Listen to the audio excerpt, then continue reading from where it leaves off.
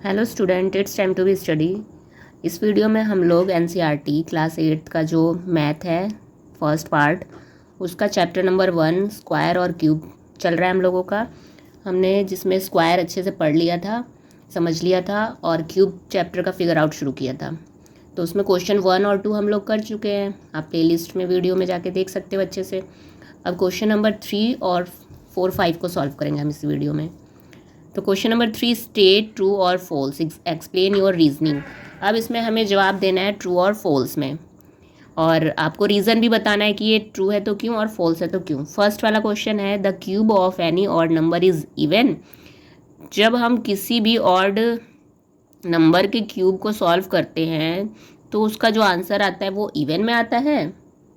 तो हमारा ये स्टेटमेंट फॉल्स हो जाएगा। नहीं, ऐसा नहीं है कि जो हमारा ऑड नंबर है हमेशा इवन में आता है, ऐसा नहीं होता, क्योंकि ऑड नंबर का सोल्यूशन भी ऑड नंबर में आता है। The cube of an odd number is always odd. जैसे एग्जांपल से समझो, 3 ऑड नंबर है, अगर हम उसके क्यूब को सॉल्व करेंगे तो 27 आएगा, जो कि ऑड नंबर होता है। ऐसे ही 5 का अगर हम क्यूब करेंगे तो उसका सोल्यूशन आएगा 25। 25 भी ऑड नंबर होता है। आप ऐसे चेक भी कर सकते हो कि इवन नंबर ले लो, 2 का अगर क्यूब करोगे तो आपको 2 का क्यूब मिल जाएगा 8, वो तो इवन नंबर है ना। और 4 का देख लो, 4 को क्यूब को सॉल्व करोगे तो उसमें आपको 64 मिलेगा। तो इवन का इवन होता है और ऑड नंबर का क्यूब का ऑड नंबर आता है, इसलिए स्टेटमेंट हो जाएगा false. B part, there is no perfect cube that end with 8। ये कह रहा है कि अब ऐसा कोई भी परफेक्ट क्यूब नंबर नहीं है जिसके एंड में 8 आता है। तो ये स्टेटमेंट क्या हो जाएगी? फॉल्स। देखो, बी का फॉल्स तो हो जाएगा कैसे, एग्जाम्पल से समझो आप, है ना। अगर हम 2 का क्यूब लें और 2 का क्यूब क्या हो जाता है? 8 आ गया ना एंड में। और इसके अलावा और भी कोई ले लो, 12 का क्यूब लोगे आप, इसे सॉल्व करोगे तो इसका आ जाएगा 1728। इसके भी एंड में क्या आ गया? 8 आ गया। जबकि वो कह रहा था कोई भी परफेक्ट क्यूब नहीं होता जिसमें एंड आता हो, ये तो हमें मिल गया एंड, तो इसलिए वो बात क्या है? फॉल्स। थर्ड पार्ट क्या कह रहा है? The cube of 2 digit number may be 3 digit number. कह रहा है कोई 2 डिजिट नंबर का क्यूब अगर हम ले तो क्या वो 3 डिजिट नंबर होगा? तो इसे हम सॉल्व करके देख लेते हैं। इसका आंसर तो ट्रू हो जाएगा। कैसे? एग्जाम्पल से समझ लेते हैं। मान लो 2 डिजिट का नंबर 10 से लेके 99 तक होता है, तो हम 10 वाले को देख लेते हैं। 10 का अगर हम क्यूब करें तो कितना आएगा? 10 मल्टीप्लाई 10 इक्वल टू 1000। तो हमें 3 डिजिट नंबर मिल गया ना, तो इसका आंसर हो जाएगा true. Fourth part, the cube of 2 digit number में हैव 7 और मोर डिजिट्स। अब 2 डिजिट का नंबर का अगर हम क्यूब देखें तो क्या वो 7 या फिर इससे भी ज़्यादा डिजिट का हो सकता है?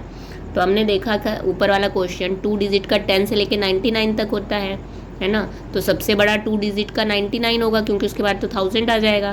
तो 99 को ही चेक कर लेते हैं, सबसे बड़े वाले नंबर को। तो 99 को हम सॉल्व करके देख लेते हैं, एग्जाम्पल ना। 99 का क्यूब देख लेते हैं। 99 को 3 टाइम्स अगर हम मल्टीप्लाई करेंगे तो जब आप इसे सॉल्व करोगे तो इसका आंसर आएगा 970299, है ना। चेक कर लेते हैं कितने डिजिट है। 1 2 3 4 5 6 डिजिट है ये तो। और उसने कहा था 7 या 7 से ज़्यादा आते हैं, तो सबसे बड़ा 99 का ही 6 डिजिट आ रहा है। तो आंसर क्या हो जाएगा इसका? फॉल्स, है ना। इसका आंसर हो जाएगा false. Fifth part, cube numbers have an odd number of factors.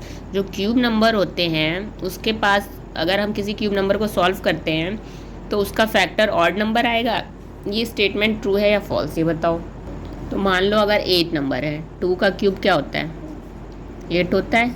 अगर हम इस 8 के फैक्टर्स चेक करें, है ना, फैक्टर्स ऑफ 8, क्योंकि क्यूब नंबर सॉल्व करने के बाद जो नंबर आया उसका फैक्टर उसने बोला है ऑड नंबर होता है, तो इसका फैक्टर 8 किस टेबल में आता है? 1 में, 2, 4 और 8।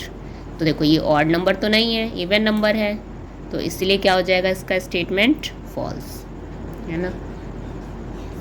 ऑड नंबर भी होते हैं लेकिन सबके ऑड नंबर नहीं होते फैक्टर्स, तो इसलिए स्टेटमेंट फॉल्स हो जाएगा। Question number 4, you are told that 1331 is a perfect cube. हमें ये पता है कि इस नंबर का परफेक्ट क्यूब बनता है, और क्या भी है याद है हमें? 11 होता है इसका, है ना। तो can you guess without factorization what is cube root is, तो क्या बिना फैक्टर किए आप बता सकते हो कि इसका क्यूब रूट क्या होगा। बाकी का वैसे तो हम एलसीएम कर लेके निकालते हैं क्यूब, लेकिन बिना एलसीएम बिना फैक्टराइजेशन मेथड के बताओ इसका क्यूब क्या होगा। Similarly guess the cube root of 4913 और 12,167 एंड 32,768, इन सब का भी बिना फैक्टराइजेशन से आपको बताना है कि इनका क्यूब क्या होगा। तो चलो इसे सॉल्व करते हैं। देखो हमारा नंबर है 1331, तो आपको पहले क्या करना है, इनमें पेयर बनाने हैं। ठीक है, आप पेयर बना लो। 3 का पेयर बनाना है पीछे से हमने ये 3 लिया और ये 1 बचा। 3 का जितना बनता जा रहा है बनाओ, नहीं बचा तो 1 का ले लो। ठीक, अब आपको कितने ग्रुप बने इसके पेयर, 1 ग्रुप और 2 ग्रुप। ये 1 ग्रुप बन गया, ये 2 ग्रुप, तो यानी इसका जो क्यूब बनेगा वो 2 डिजिट का बनेगा। ठीक है, तो इस एक पेयर का है जो 331, उसमें लास्ट आप वंस प्लेस पे देखो क्या आ रहा है, तो 1 आ रहा है। जब भी वंस प्लेस पे आएगा 1 तो उसका क्यूब 1 होता है, तो उसका हम ले लेंगे 1। ठीक, जो पहला पेयर बना है उसमें आपको लास्ट डिजिट को देखना है, वंस प्लेस पे क्या है। ठीक, 1 है तो यानी उसका क्यूब नंबर 1 होगा। अब 1 पेयर ख़त्म इसकी बारी। अब एक दूसरा जो पेयर बचा उसमें सिर्फ 1 ही बचा है, तो इसको ऐसे करना है, 1 का क्यूब देखो, 1 के बाद 2 का क्यूब देखो, तो 1 का क्यूब 1 आता है और 2 का क्यूब 8। तो 1 हमें ये 1 किस में मिलेगा, 1 में ही मिलेगा, इसलिए 1 लिख देंगे। तो इसका क्यूब क्या हो जाएगा, 11 है ना। तो हम इसको लिख देंगे 11 का क्यूब है। अब 11 को सॉल्व करोगे आप 3 टाइम्स तो यही आएगा 1331। अब नेक्स्ट आपको कह रहा है 4913 है ना, इसमें भी आपको ग्रुपिंग कर लेनी है। पीछे से शुरू करो, लास्ट के 3 को ग्रुप करो। ये 3 हो गया ग्रुप और ये 1 बचा, 1 को कर दो। तो इसमें भी कितने ग्रुप बन गए, 2 ग्रुप बन गए, ये 1 ये 2। ठीक, तो यानी इसका जो क्यूब नंबर आएगा 2 डिजिट का आएगा। तो अब देखो इसके लास्ट में जो पहला ग्रुप बना है हमारा, इसके लास्ट में 3 है, तो 3 का जो क्यूब नंबर आता है उसका 7 आता है, क्योंकि 3 का अगर आप अकेले क्यूब नंबर निकालोगे, जैसे ये 3 का क्यूब अगर निकालोगे तो 3 × 3 आएगा 27। तो जिसका 3 होता है उसके लास्ट में 7 होता है। इसमें 3 है तो इसलिए लास्ट में क्या आएगा, 7। ये कन्फर्म है ना, क्यूब में ध्यान रखना आप लोग। फिर एक पेयर की बारी खत्म, दूसरा है 4 को सॉल्व करने का यही तरीका है, पहले आप 1 का क्यूब लो, 2 का क्यूब लो, 3 का क्यूब लो, सीक्वेंस में चलो। 1 को क्यूब को सॉल्व करोगे तो 1 आएगा, 2 सॉल्व करोगे तो 2 2 4 4 2 8, फिर 3 को करोगे 27। तो ये 4 आपको देखो कहाँ मिलेगा, 1 के बाद 2 3 4 5 6 7 8, मतलब इन दोनों के बीच में 4 आएगा कहीं पे। काउंटिंग देखो ना, 1 से लेके 8 तक की काउंटिंग चल रही है, 2 3 4 5 6 7 8 बीच में गायब है। तो जो सबसे छोटा नंबर है आएगा तो इन दोनों के बीच में, लेकिन 2 और 1 इनमें से जो छोटा है उसको हम यहाँ लिख देंगे। तो 1 छोटा है, यहाँ पे 17। क्लियर, यानी ये 17 का क्यूब है। जब 17 को आप 3 टाइम सॉल्व करोगे, 17 × 17 तो आपका ये वाला आंसर आएगा 4913। आप इसे चेक कर सकते हो, ये हमारा आंसर हो जाएगा 17। ये थोड़ा सा अलग सोल्यूशन है, क्वेश्चन है, तो इसलिए थोड़ा कन्फ्यूज़न हो रहा होगा, कोई बात नहीं। और आगे क्वेश्चन है और देखो अच्छे से समझो। अगला हमारा 1 2 1 6 7 है ना, इसमें भी ग्रुपिंग कर दो, अच्छे से समझो, आ जाएगा, बहुत ईजी है। पेयर बनाओ आप, 3 3 का लेना है पीछे से, एक इसका ले लो एक इसका। कितने ग्रुप बने, 2 ग्रुप बने। ठीक है, यानी हमारा जो क्यूब नंबर आएगा वो 2 डिजिट में आएगा, क्योंकि ग्रुप 2 बन रहे हैं और 3 3 के ही ग्रुप पीछे से बनाने हैं, और जितना बच गया लास्ट में उन सबका बना दो इकट्ठे। अगर यहाँ 3 होता तो 3 बन जाता। तो अब आप देखो जो पहला ग्रुप हमारा बना है 3 का, लास्ट में 7 आ रहा है, और अभी हमने ऊपर देखा कि अगर 3 रहेगा तो उसका 7 और 7 है तो 3। ठीक, तो यहाँ पे हम लिख देंगे 3। अब दूसरा बचा 12, तो 12 का सॉल्यूशन यहाँ पे क्यूब निकालो, 1 का क्यूब, 2 का क्यूब और 3 का क्यूब। 1 का 1 आएगा, 2 का 8 और 27। तो अब ये 12 किसके बीच में आएगा, 1 और 8। इस 12 तो बड़ा है 8 से, तो यानी 8 के बाद 27 आ रहा है, 2 के बाद 3, 8 से 27 के बीच में ही कहीं 12 आएगा। और इन हमने कहा था अगर जिसके बीच में आएगा तो देखो उसका जो क्यूब है उनमें छोटा जो नंबर है उसको लेना है। तो 2 सबसे छोटा है तो यहाँ पे आ जाएगा 23, ये 23 का क्यूब। जब आप इसे सॉल्व करोगे तो आपका आंसर आएगा 12167। तो ये हमारा हो जाएगा आंसर। आप इसे चेक कर सकते हो मल्टीप्लाई करके, है ना। और भी क्वेश्चन है और अच्छे से समझ में आएगा। चलो आगे देखते हैं एक और क्वेश्चन। अब हमारा है 3 2 7 6 8। इसमें भी पेयर बना दो पीछे से। ये 3 और सिर्फ 2 बचा इसलिए 2 हो जाएगा, है ना। तो यानी 2 डिजिट में हमारा नंबर आएगा इसका भी। अब लास्ट में 8 है तो इसे ध्यान रखना ना, 1 का 1 होता है, 3 है तो 7, 7 है तो 3 और 8 है तो वो 2 आता है। यहाँ पे 2 लिख दो। अब बचा हमारा 32। 32 देखो कहाँ पे आएगा। अगर हम 3 का हमने देखा था 1 से शुरू करना है, पर 3 का हमें पता है 27। फिर 4 का देखो क्यूब कितना आएगा, 64 आएगा इसका। तो यानी 27 से बड़ा है 32 और 64, 3 के बाद 4 इन दोनों के बीच में ही आएगा। और 3 और 4 में छोटा कौन है, 3। तो यहाँ पे 3 आ जाएगा। जो छोटे वाला नंबर होगा उसको लिख देना है, ठीक। तो यानी ये 32 का क्यूब है। जब हम 32 को सॉल्व करेंगे तो हमारा आंसर आ जाएगा 32768। ये सोल्यूशन आई थिंक आप लोगों को अच्छे से समझ में आया होगा बच्चों। आप एक बार वीडियो को फिर से देखना, बहुत अच्छे से समझ में आ जाएगा। अब हमारा लास्ट क्वेश्चन है, क्वेश्चन नंबर 5 इस चैप्टर का। Which of the following is the greatest, explain your reasoning. अब यहाँ पे आपको first, second, third, fourth part दिए हुए हैं और कह रहा है कि इनमें से कौन सा सबसे ग्रेटेस्ट नंबर है और रीजनिंग एक्सप्लेन भी करो आप इसे रीज़न के साथ। तो देखो देखने से तो कौन सा बड़ा लग रहा है, 67 का क्यूब 66 का क्यूब है और ये 67 का स्क्वायर 66 का स्क्वायर। बट हमें ये रीज़न के साथ बताना है ना, तो इसे सॉल्व करते हैं। तो देखो हमारा फर्स्ट पार्ट था 67 का क्यूब और 66 का क्यूब। तो एक फॉर्मूला होता है इसे सॉल्व करने के लिए, ए क्यूब माइनस, क्योंकि माइनस है ना तो माइनस ले लेंगे बी क्यूब, ठीक। जब इसे सॉल्व करेंगे हम लोग इस फॉर्मूले को तो आएगा इसका a माइनस बी ब्रैकेट में, फिर a square plus a b plus b square, ठीक। ये हमारा इसे सॉल्व करने का फॉर्मूला है। ये आपको याद होना चाहिए। किस कंडीशन में, जब हमारा नंबर होगा something cube and something cube, यानी a cube b cube, a minus b a square plus a b plus b square. इस तरीके से हमें सॉल्व करना है। इस फॉर्मूले के बेस पे हम इसे सॉल्व कर देंगे, ठीक है। तो इसे a मान लो और इसे b मान लो। ये हो जाएगा आपका 67 माइनस 66, क्योंकि यहाँ पे देखो है ना।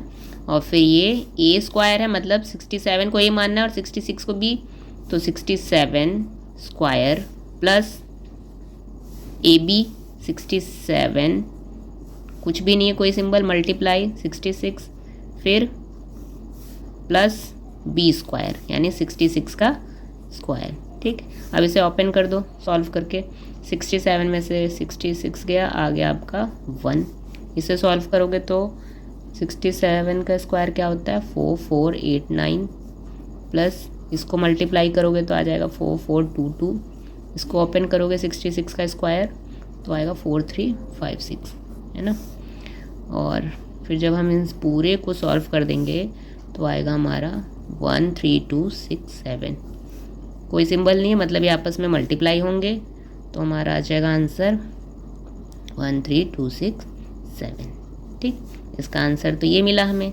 अब ऐसे ही हम सेकंड पार्ट को भी उसी फॉर्मूले के बेस पे सॉल्व कर लेंगे, ठीक है। तो इसे ओपन करेंगे अगर 43 माइनस 42, क्योंकि इसको ए और इसको बी मानेंगे, फिर 43 square plus 43 multiply 42 plus 42 square, ठीक। इसमें से माइनस करेंगे तो आ जाएगा हमारा 1 और इसे सॉल्व करेंगे तो 43 दो बार ब्रैकेट हो गया। 43 का स्क्वायर का क्या होता है 1849 प्लस 186006 प्लस 1764, ठीक है। इसे सॉल्व करने पे ही आएगा। फिर इसे आप पूरा सॉल्व कर दो तो आपका आ जाएगा 5419। मल्टीप्लाई करेंगे तो हमारा आंसर हो जाएगा 5419। इसका तो ये आंसर आया, पर हमें कंपेयर करना है कौन सा बड़ा है, पर बाकी भी कर लेते हैं सॉल्व। थर्ड पार्ट में 67 स्क्वायर माइनस 66 स्क्वायर, अब वो फॉर्मूला पुट नहीं होगा क्योंकि वो तो क्यूब का था। अब स्क्वायर का फॉर्मूला क्या होता है जब इस कंडीशन में, तब होता है ए स्क्वायर माइनस बी स्क्वायर, ऐसा ही है स्क्वायर, ठीक। इसे सॉल्व करते हैं तो आता है ए प्लस बी ब्रैकेट में ए माइनस बी, ठीक। इसके अकॉर्डिंग हमारा सॉल्व होगा इस टाइप का। तो इसे कर लेते हैं, ए मानना है और इसे बी मानना है, तो एक बार हमारा हो जाएगा 67 प्लस 66, ठीक। फिर दूसरा हो जाएगा 67 माइनस 66, इसे ओपन कर लो, सॉल्व कर लो। इसे प्लस करेंगे तो हमारा आएगा 133 और इसे सॉल्व करेंगे तो माइनस में 1, दोनों के बीच में कोई सिंबल नहीं है, मल्टीप्लाई, तो मल्टीप्लाई कर देंगे तो 133। ऐसे ही हमारा फोर्थ सॉल्व कर लेते हैं। जब आप इसे सॉल्व करोगे तो आ जाएगा 43 प्लस 42, 43 माइनस 42 है ना। इसे सॉल्व करने पे आएगा 85 और इसे सॉल्व करने पे आएगा 1 मल्टीप्लाई, तो 85 हो जाएगा इसका आंसर। क्लियर।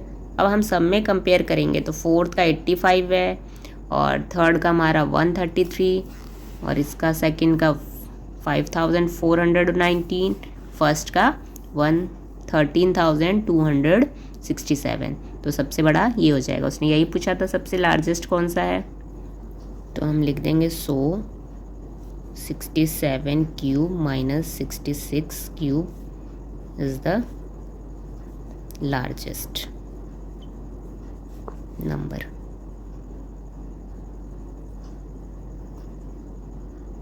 ये n है, ठीक। ये हमारा आंसर हो जाएगा।